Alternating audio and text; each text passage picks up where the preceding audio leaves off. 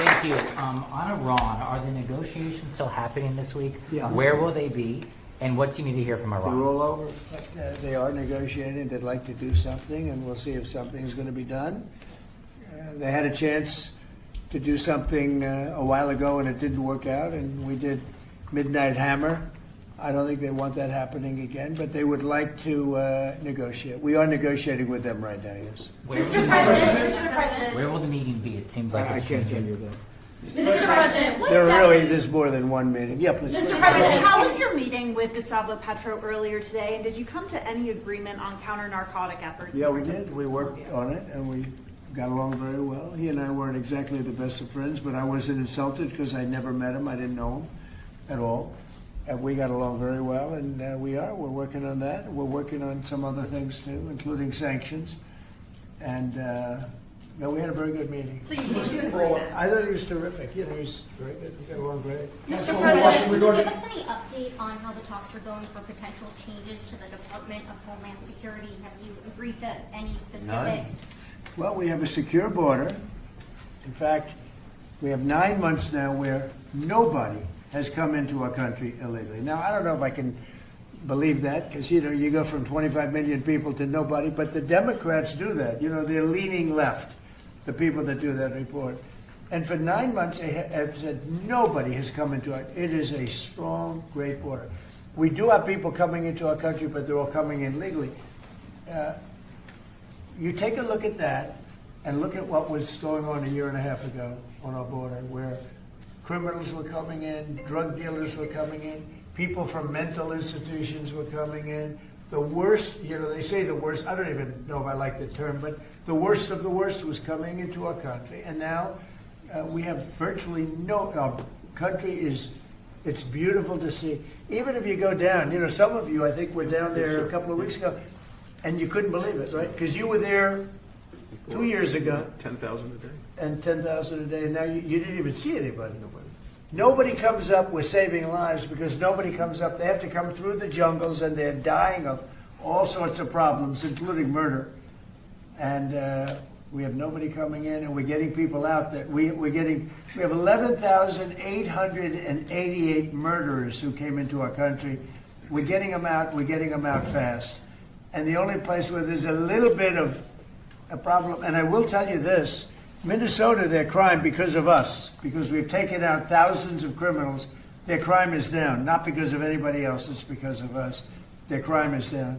But all over the country, wherever we're involved, we're getting criminals out of our country, and the crime rate now is the lowest it's been since 1900. That's 125 years, and that's despite the fact with an open border stupid policy. 25 million people, in my opinion, came into our country, and many of those people should not have been allowed to come into our country. Mr. President. On Ukraine, Mr. President, yesterday you were talking about how Vladimir Putin had agreed to a pause during the cold weather.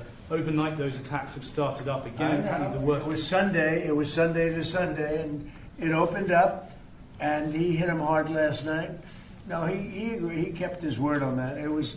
It's a lot.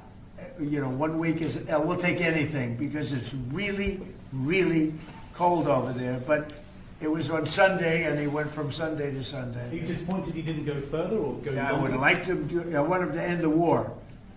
I spoke to him. I want him to end the war. Mr. President, as you're taking our questions, what exactly did you mean when you said that you should nationalize elections, and which 15 states are you I talking want to about? see elections be honest. And if a state can't run an election, I think the people behind me should do something about it. Because, you know, if you think about it, a state is an agent for the federal government in elections. I don't know why the federal government doesn't do them anyway. But when you see some of these states about how horribly they run their elections, what a disgrace it is, I think the federal government, when you see crooked elections, and we had plenty of them, and by the way, we had them last time, but go to 2020 and look at the facts that are coming out. Rigged, crooked elections. If we have areas, take a look at Detroit, take a look at Pennsylvania, take a look at Philadelphia. You go take a look at Atlanta, look at some of the places that horrible corruption on elections. And the federal government should not allow that. The federal government should get involved. These are agents of the federal government to count the votes. If they can't count the votes, legally and honestly, then somebody else should take But the over. Constitution says it should be states that Go administer ahead. elections, Mr. Yeah, President. they That's what the can- you know Constitution what? says. They can administer the election, but they have to do it honestly. Are you open to negotiating on warrants when it comes to ICE? This is an ask from Senator Schumer.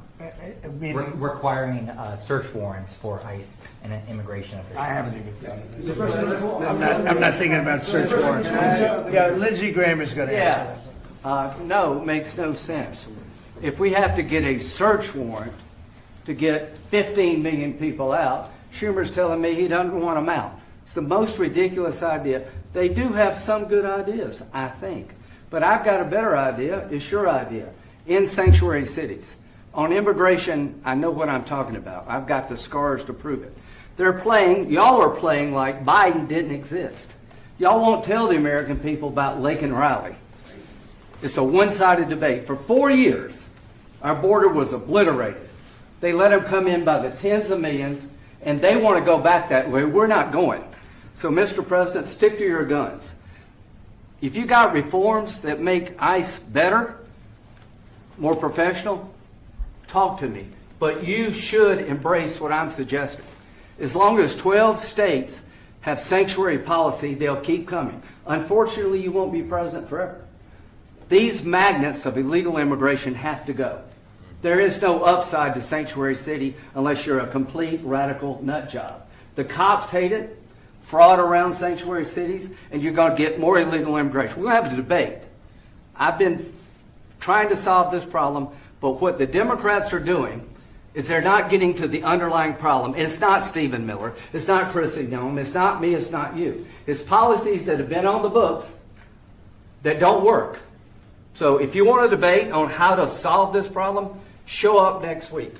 I'm going to take President Trump's idea that it's time to end the insane policy of sanctuary cities. We're going to take it to the floor and we're going to vote, and people in November are going to get to see who they trust to keep the border secure. Schumer or Trump? I'm with Trump. Mr. President, And by the way, I hope you're going to press that very hard. And the other thing, we are with you. I think everybody's with you. It's a sanctuary for criminals. That's who it is.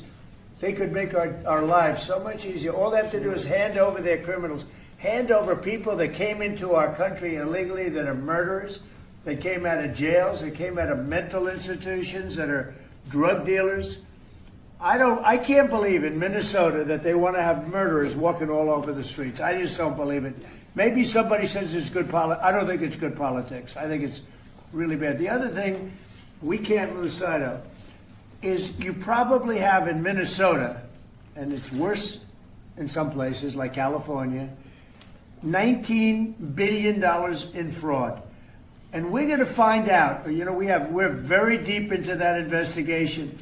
But we're not going to forget that. A lot of people think that a lot of this nonsense that's going on is to try and, hide what's going on with respect to the fraud.